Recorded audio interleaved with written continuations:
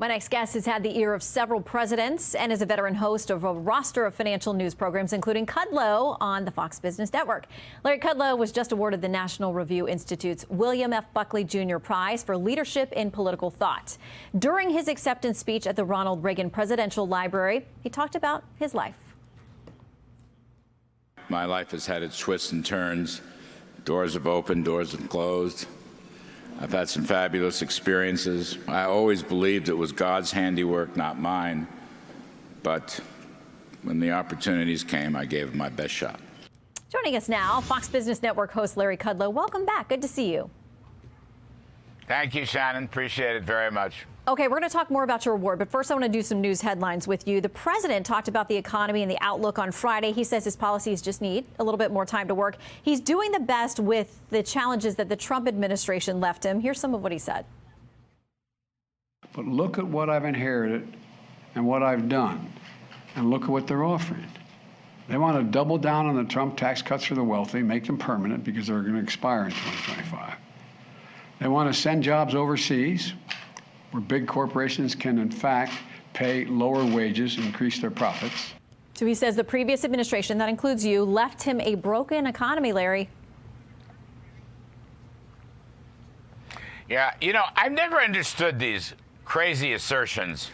Utter fraud. I mean, just to look at the numbers, Shannon, when Joe Biden was inaugurated, the economy was growing at about 6.5%. The inflation rate was barely above 1%. And in the course of the next 12 to 15 months, 18 months, he took that economic boom and essentially turned it into a recession because of all the inflationary federal spending and regulating and the war against fossil fuels, which has caused, 10% inflation.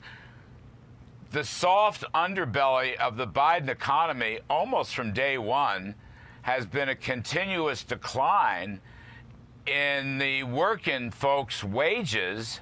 Real wages have fallen for 18 straight months, year-on-year basis. The inflation tax is killing the economy.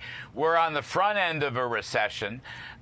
All these business titans, so to speak, bankers, Jeff Bezos, J.P. Morgan, Jamie Dimon, people like that, are now predicting recession next year.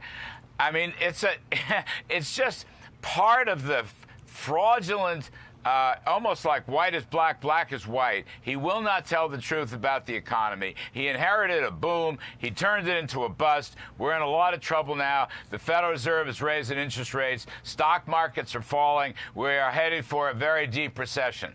And these progressive policies have utterly failed. This radical, war against fossil fuels. I mean, it just doesn't make any sense to watch him try to turn the truth around. And I think it's really hurt him. I mean, I think it's hurt. There's no confidence in him. There's no confidence in his policies. And right now, there's no confidence in the economy. And that's why the cavalry's coming. That's why we're going to see a tremendous turnover in Congress in the next couple weeks in the midterm elections. And we'll see what they do if Republicans do regain power in the House and or Senate. In the meantime, I want to talk about your prize, the speech that you gave the other night. You talked about the importance of faith in public life. I know you and I have had conversations about how it led you through some of the storms in your life. But, a lot of recent polling shows that Americans are increasingly walking away from the idea of faith as being integral to their life. What's your message on that front? Yeah, it's a disturbing thing. You and I have talked about this. Look at Shannon, going back many years, almost 30 years ago, in my worst moments, I looked for God, I reached for God, I asked for his help, and I've been doing so for the last 3 decades. I came to faith, and I want to say, by the way, with respect to Bill Buckley, who was one of the great modern fathers of conservatism. Bill, in addition to being a free market capitalist, which of course I've always followed, Bill was a man of great faith. I mean, Bill was a high church Catholic and believed that religion had to play an important part in our lives in our culture, in our families, in our communities. And, you know, there's only one Bill Buckley. I'm not Bill Buckley, but I sure have tried to follow that model. And again, Shannon, I know it's a Sunday show and we don't have time to go through a lot of stuff, but I think some of these people on the radical left who want to take religion, I'm not making any specific religion, but just take religion, take God out of our schools, out of our work, out of our families, out of our lives. I think it's a huge mistake. I think it damages the culture, and I hope that people think twice about that in the future. It helped me in my personal life, and I think it can help everybody in their lives. Yeah, it's helped me in mine too. And I know that this country is a beautiful place of freedom where you can have a religion or none at all. And we celebrate that. Larry, thank you very much.